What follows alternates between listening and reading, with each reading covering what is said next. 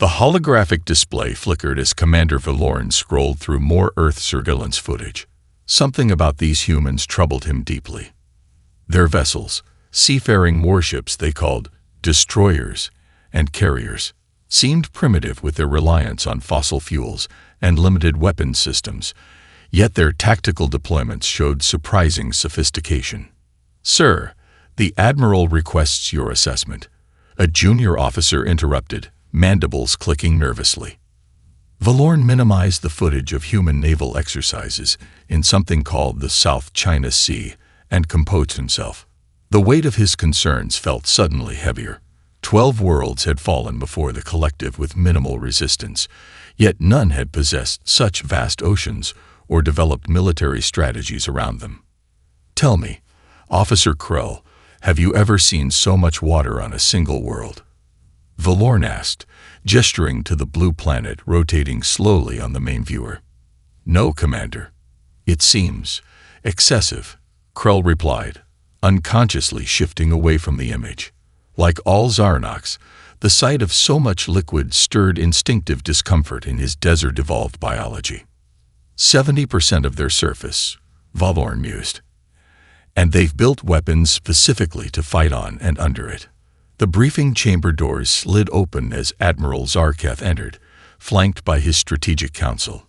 His exoskeleton gleamed with the ceremonial markings of 12 successful conquests. "Commander Valorn, your preliminary assessment of the humans," the Admiral demanded without preamble. Valorn straightened.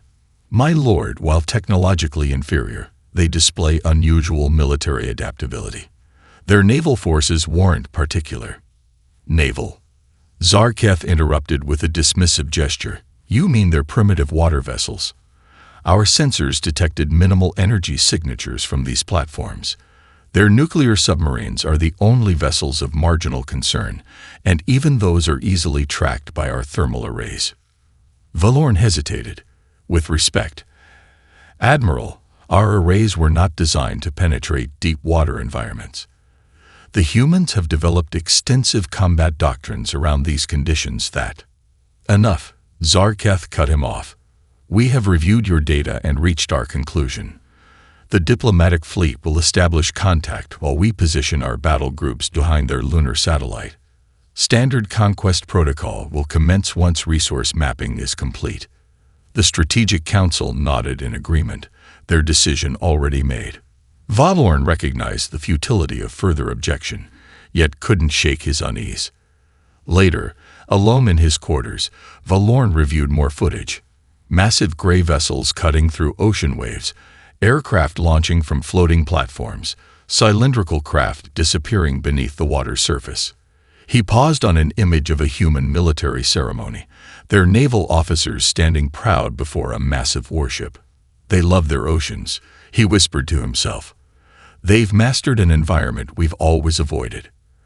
As the Zarnox fleet accelerated toward Earth, Valorn made a personal note in his combat log, the first such entry in his distinguished career.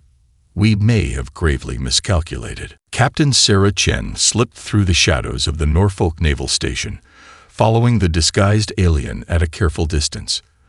The maintenance worker's movements were too mechanical, his gait slightly off as though the human form was an uncomfortable suit.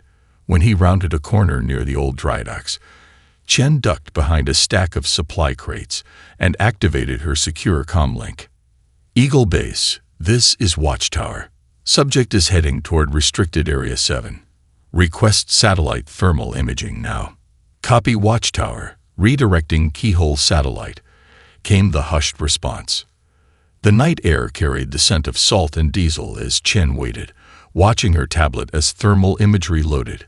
The figure glowed differently from human signatures, cooler at the extremities, but with an unusual heat concentration in what should be the chest cavity. "Definitely not human," she whispered. The disguised Zarnox paused at a maintenance hatch, looking around before placing a device against the electronic lock. The door silently slid open. Chen counted to 30 after he disappeared inside, then moved forward. Inside, the narrow corridor led to the central planning facility where classified naval deployment maps were stored. Chen heard voices ahead, one human, one with the distinctive harmonic undertone of the Zarnox translators. "Tomorrow's joint exercises will deploy the carrier group to these coordinates," said the human voice. "The submarine patrol routes are as indicated."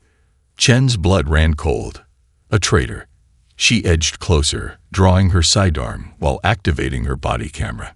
The conversation continued as she peered around the corner to see Admiral Blackwood hunched over digital charts with the alien spy.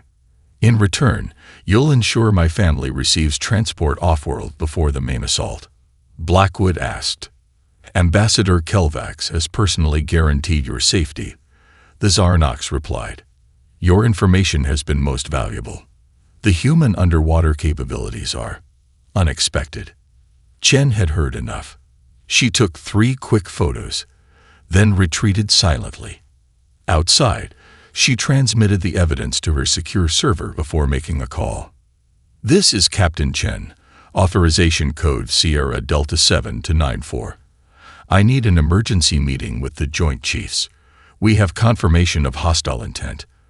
The Zarnox are planning an invasion, and they have human collaborators." 3 hours later, in a secure bunker beneath the Pentagon, Chen stood before a room of grim-faced military leaders, her evidence displayed on the main screen. "They're particularly interested in our naval capabilities," she explained. "And there's something else. They seem almost obsessed with our submarines." Admiral Hayes nodded thoughtfully. "Maybe we found their weakness. If they're so concerned about our underwater forces, then that's where we focus our countermeasures," Chen finished. "Sir, we need to quietly alert all submarine commanders without tipping our hand." As the emergency response protocols were established, halfway across the world, Commander Valorn was reviewing the intelligence gathered by his operatives, his unease growing with each new report about humanity's extensive underwater war machines. Commander Rivera stood in the U.S. Colorado's control room, the submarine's crew working with practiced efficiency around him as emergency protocols initiated. The vessel had been running silent for 3 days, maintaining position at crush depth, deeper than Zarnox sensors could penetrate. Transmission from Captain Chen confirmed. "Sir," his communications officer reported. "Protocol Poseidon is active across all fleets." Rivera nodded grimly. "Bring us up to launch depth. Weapons, prepare tubes 1 through 8 with modified tridents." The submarine rose silently through the dark Pacific waters. Above them, chaos reigned as alien energy weapons carved glowing paths through Earth's atmosphere. On the submarine screens, tactical data streamed in from surviving military networks worldwide. "Sir, Beijing command is gone. Pentagon hit. Moscow defense grid offline," the tactical officer reported, voice steady despite the devastating news. "Focus, Lieutenant," Rivera said firmly. "Our job isn't to count losses. Our job is to hit back." The Colorado reached launch depth, still safely hidden beneath the waves. Similar scenarios played out in oceans worldwide as submarines from every naval power executed the emergency protocols Chen had established. Launch depth achieved. Targeting solutions locked on orbiting Zarnox vessels, the weapons officer announced. Rivera took a deep breath. "Send final confirmation to all Allied submarines, then execute launch sequence." In the Antarctic Command Center established after Chen's warning, Captain Chen herself watched as confirmation signals flashed across the global map. Green lights appeared as submarines worldwide acknowledged the attack order. "All units confirmed," her tactical officer reported. "Awaiting your command." Chen's hand hovered over the launch authorization. Part of her still couldn't believe she predicted this correctly, that the aliens would so completely dismiss human naval capabilities. Admiral Hayes stood beside her, face illuminated by the emergency lighting. "The surface is burning, Captain," he said quietly. "Now we show them what happens when you underestimate humans." Chen pressed the button. "Protocol Poseidon executing now." Aboard the Colorado, Rivera watched as his missile tubes reported ready status. "Launch all tubes. Continuous salvo." The submarine shuddered as missiles burst from beneath the waves, their modified engines propelling them towards targets in low Earth orbit. Across the world's oceans, dozens of submarines fired similar salvos in perfect synchronization. Aboard the Zarnox command ship, Admiral Zarketh was celebrating the successful first strike when alarms blared. The massive view screen showed unexpected missile launches from Earth's oceans. "What are those?" he demanded. "Where are they coming from?" Before his officers could respond, the first missiles struck. The command ship rocked violently, as shields designed for space combat proved ineffective against the modified human weapons. Commander Valorn, monitoring from a secondary command vessel, watched in grim vindication as human submarines, previously dismissed as primitive, launched the most devastating coordinated counterattack his species had ever experienced. "The water," he murmured. "We should have feared the water." Dr. Layla Patil adjusted her glasses as she studied the captured Zarnox scanning device in the makeshift laboratory beneath Swiss mountains. The Emergency UN Military Council had given her a team of engineers and physicists to work with, all focused on understanding alien vulnerabilities. "Look at these emission patterns," she said, pointing to wavelength graphs on her tablet. Their primary scanning technology uses radiation spectrums in the terahertz range, precisely the frequencies most heavily absorbed by water molecules. Admiral Hayes leaned closer. "In plain English, Doctor, they're essentially water blind," she explained. "Their scanning technology evolved on a desert world. It's like trying to use radar in a sandstorm. Water creates so much signal noise that they can barely distinguish objects beneath it." She pulled up simulation models. "The deeper the water, the more complete their blindness becomes." Hayes nodded thoughtfully. "That explains why they never detected our submarine fleet during their initial scans." "More than that," Paddle continued, excitement building in her voice. "I've analyzed their ship designs. Their hull materials show almost no waterproofing properties. They never developed the metallurgical techniques for deep water pressure resistance because they never needed to." The implications dawned on Hayes immediately. So their warships, despite all their advanced technology, would crumple like tin cans if they tried to pursue us underwater, Patel finished. "And based on the captured pilots' reactions, they have a psychological aversion to large bodies of water. It's not just technological, it's instinctive fear." In the adjacent war room, tactical officers updated the global situation map. Red Zarnox-controlled zones dominated most continents, but the oceans remained steadfastly blue, humanity's domain. "Get me every submarine commander still operational," Hayes ordered.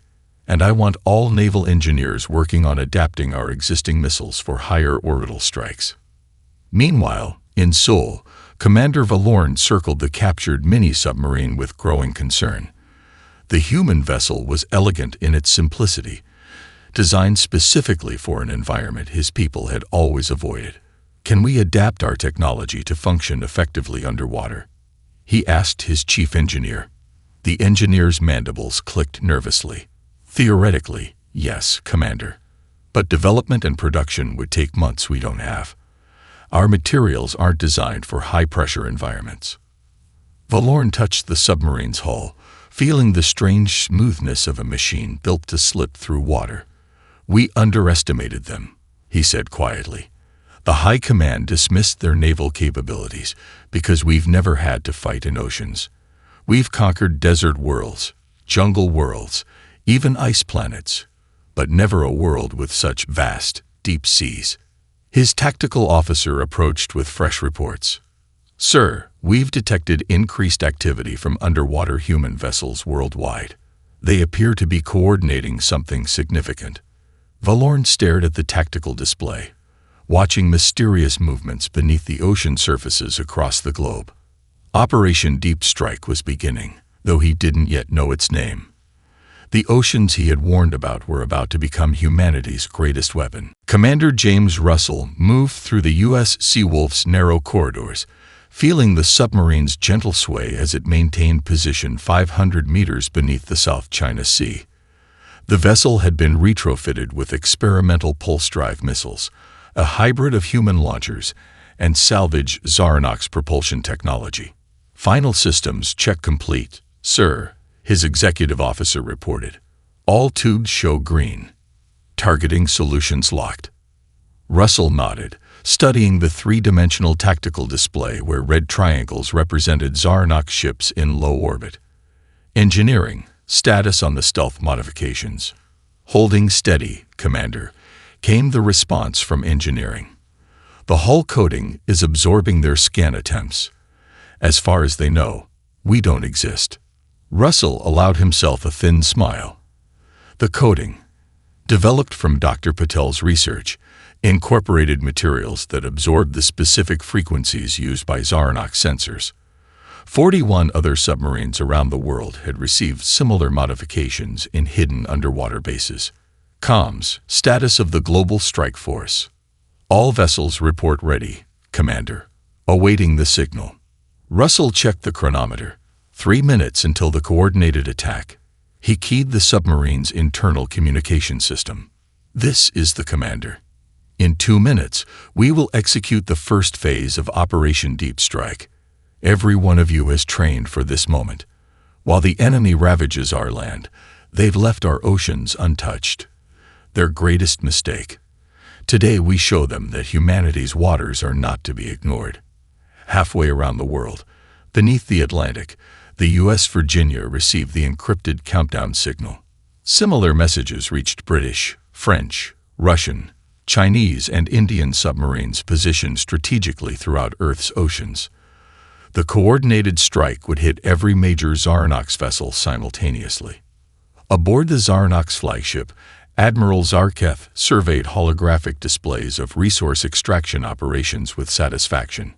Our planetary conquest proceeds on schedule, he announced to his command staff. Resistance from human ground forces has been neutralized in all major extraction zones. His chief science officer approached cautiously. Admiral, we're detecting unusual energy signatures beneath the oceans. They seem to be. The ship rocked violently as multiple explosions breached the outer hull. Warning sirens wailed as atmospheric containment fields struggled to compensate. What's happening? Zarketh demanded, gripping a support pillar as the deck tilted beneath him. We're under attack. His tactical officer shouted over the alarms. Multiple missile strikes from beneath the planet's oceans. The main view screen showed impossible images. Dozens of missiles rising from water surfaces worldwide, their trajectories perfectly calculated to overcome Zarnox defensive systems designed for space combat, not attacks from a planetary surface. The final missile struck the flagship's command center directly. As fire consumed the bridge, Admiral Zarketh's last thought was one of stunned disbelief, defeated by primitives who fought from beneath water. Commander Valorn, monitoring the attack from a secondary command vessel, watched in horror as the flagship disintegrated. All across Earth orbit, Zarnox ships reported critical damage or catastrophic failure. The supposedly conquered planet had just executed the most devastating counterattack in the collective's history. Captain Alina Diaz stood on the bridge of the U.S. Gerald R. Ford, watching through high-powered binoculars as her fighter squadrons returned from their devastating strike against the Zarnox base in Jakarta. The massive carrier, once thought destroyed in the initial invasion, had been hidden beneath a network of artificial fog banks and holographic camouflage, developed by a team of civilian scientists pressed into military service. Damage assessment coming in, Captain, her tactical officer reported. 87% of alien ground installations neutralized. Their remaining forces are in full retreat toward secondary positions. Diaz nodded with grim satisfaction. And our squadrons. 3 aircraft lost, Captain. Search and rescue teams are already retrieving pilots. The carrier had been outfitted with reverse-engineered weapons salvaged from downed Zarnox fighters. The aliens never expected to face their own technology, modified and mounted on human aircraft. The surprise had been total. Engineering reports the new propulsion systems are holding steady, her XO added. Dr. Patel's modifications have increased our speed by 22% while reducing our electromagnetic signature. In the ship's laboratory 2 decks below, Dr. Patel adjusted settings on her modified sonar array. The device now emitted precise frequencies that disrupted Zarnock's communications, the same frequencies used by Earth's dolphins for echolocation. Increase amplitude by 15%, she instructed her team. Focus the beam on Sector 7. On her monitors, alien communication channels dissolved into static and garbled noise. The Zarnock's ground forces, already reeling from the airstrike, now found themselves unable to coordinate their retreat. Aboard his shuttle fleeing the burning Jakarta base, Commander Valorn struggled to make sense of the tactical disaster unfolding around him. The massive human vessel that had appeared offshore should have been detected long before it launched its attack. Its very existence contradicted all their intelligence reports. How did they conceal a ship of that size? He demanded. His science officer looked up from damaged scanning equipment. They appear to have developed some form of adaptive camouflage that mimics water vapor and thermal readings. Our sensors registered it as a normal oceanic weather pattern. Valorn processed this information with growing respect for human ingenuity. First submarines we couldn't detect, now surface vessels that hide in plain sight. They've turned their planet's water against us in ways we never anticipated. As his shuttle reached the secondary Zarnock's base in Singapore, Valorn received disturbing reports from across the globe. Transformed cruise ships launching missile salvos against alien positions in the Mediterranean. Modified oil platforms firing defense systems that brought down Zarnock's aircraft. Cargo vessels deploying underwater drones that attacked alien landing craft. The waters that covered 70% of the planet had become humanity's greatest asset. Every floating structure, from fishing boats to luxury liners, had been converted into a weapon of war. The ocean itself had become humanity's fortress, and the Zarnocks, a species that evolved in desert environments, found themselves fighting an enemy that controlled an environment they fundamentally did not understand. Captain Chen crouched behind a ridge of Antarctic ice, her multinational strike team positioned around her in white camouflage. Through her thermal scope, she could see the alien communications array, a towering structure of iridescent metal that pulsed with energy as it transmitted distress signals to the Zarnock's homeworld. Strike teams in position, her earpiece crackled. American SEALs, British SBS, Russian Spetsnaz, Chinese naval commandos, elite forces from former rival nations now united against a common enemy. Execute on my mark, Chen whispered. Remember, we need the main control node intact. The coordinated assault began with precision missile strikes on the facility's outer defenses. As Zarnock's guards rushed to defensive positions, the human strike teams attacked from multiple directions, using modified weapons developed from captured alien technology. Chen led her squad through the breach, moving with practiced efficiency through the facility's curved corridors. The aliens had never expected a ground assault in Antarctica's harsh environment, another example of their failure to understand human adaptability. In the central control chamber, Chen's technical specialists worked quickly to interface human systems with the alien technology. Within minutes, they gained access to the Zarnock's tactical network, a treasure trove of information including the coordinates of the approaching reinforcement fleet. Transmitting data to Admiral Hayes now, her communications officer reported. Back in Sydney Harbor, Admiral Hayes studied the newly acquired tactical data with the assembled naval commanders. The holographic display showed the incoming Zarnock's reinforcement fleet, 100 warships converging on Earth's solar system. 3 days until they arrive, Hayes announced to the somber gathering. But thanks to Captain Chen's team, we now know their exact trajectory and capabilities. Japanese Admiral Tanaka nodded thoughtfully. Our combined submarine forces have already crippled their orbital fleet. With this intelligence, we can prepare a proper welcome for their reinforcements. Russian Admiral Petrov leaned forward. My nuclear submarines have been retrofitted with the new pulse drive missiles. We can position them along the projected approach vector. The planning continued late into the night.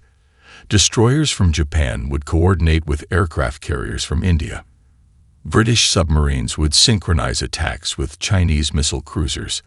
Brazilian corvettes would protect Australian landing forces. For the first time in human history, the navies of the world operated as a single, unified force. Across the Pacific, Commander Valorn sat opposite Admiral Hayes in the neutral vessel designated for their unexpected meeting. The human had surprised him by offering dialogue rather than demanding unconditional surrender. "Your species has proven remarkably resourceful," Valorn acknowledged, his translator conveying grudging respect. Hayes studied the alien commander. "You warned your superiors about our naval capabilities. They should have listened." Valorn's compound eyes reflected the cabin lights. "We have conquered 12 worlds, Admiral. None had such vast oceans or species so adapted to using them tactically. We dismissed your water vessels as primitive because we fundamentally misunderstood their purpose.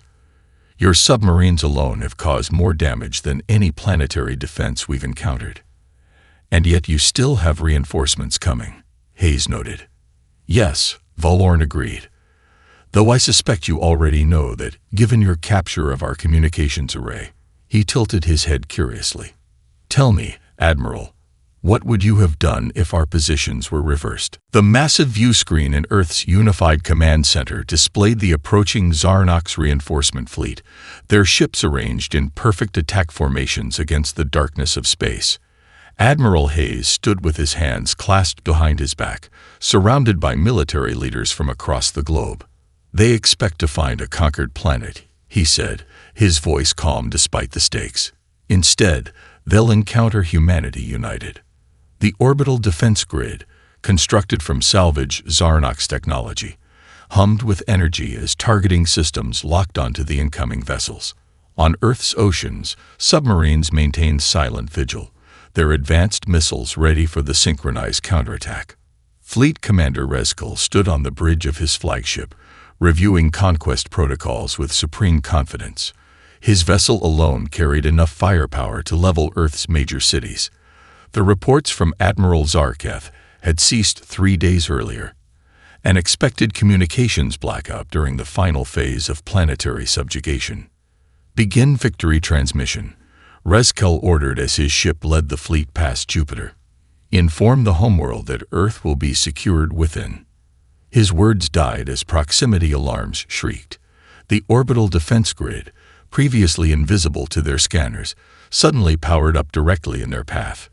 Before evasive action could be taken, concentrated energy beams lanced through space, slicing through the vanguard of his fleet. "Impossible," Rezkal breathed. "They couldn't have developed this technology so quickly." On Earth, Commander Valorn watched the battle unfold alongside Admiral Hayes. When Hayes had first proposed that Valorn provide tactical insights against his own people, he had hesitated. But seeing the alternatives, the complete destruction of either humans or Zarnox, he had chosen the path of potential coexistence. "Your orbital defenses are more effective than I anticipated," Valorn noted as another Zarnox vessel erupted in flames. Hayes nodded. "And the submarine-launched missiles will deploy in 3, 2, 1. From oceans worldwide, missiles arched skyward, their trajectories calculated to bypass the remaining Zarnox defenses. The submarines that launched them immediately changed position, remaining undetectable beneath the waves. Aboard his failing flagship, Rezkal stared in disbelief at the tactical displays. The primitives were coordinating attacks from space and sea simultaneously, a tactical sophistication previously unseen in any conquered species. When the command deck buckled beneath him, Rezkal knew the battle was lost. As emergency systems failed around him, he opened a communication channel to whoever might be listening. In the command center, Valorn recognized the incoming signal. "It's Fleet Commander Rezkal," he said, surprise evident in his voice. "He's offering surrender terms." 6 months later, at the newly established Earth Space Defense Headquarters, Valorn studied the designs for humanity's first true interstellar warship with a mixture of awe and unease. The vessel incorporated Zarnox propulsion systems and weapons technology, but its fundamental design philosophy remained distinctly human, adapting naval concepts from the oceans to the vacuum of space. "You've incorporated submarine stealth systems," he observed to Admiral Hayes. "And these launch bays are modeled after aircraft carriers." Hayes nodded. "We're bringing what we know works to a new battlefield." As the prototype vessel took form in orbit, its name gleaming on the hull, EDF Poseidon, Valorn contemplated the message this would send throughout the galaxy. The species that mastered Earth's oceans had now set its sights on the stars.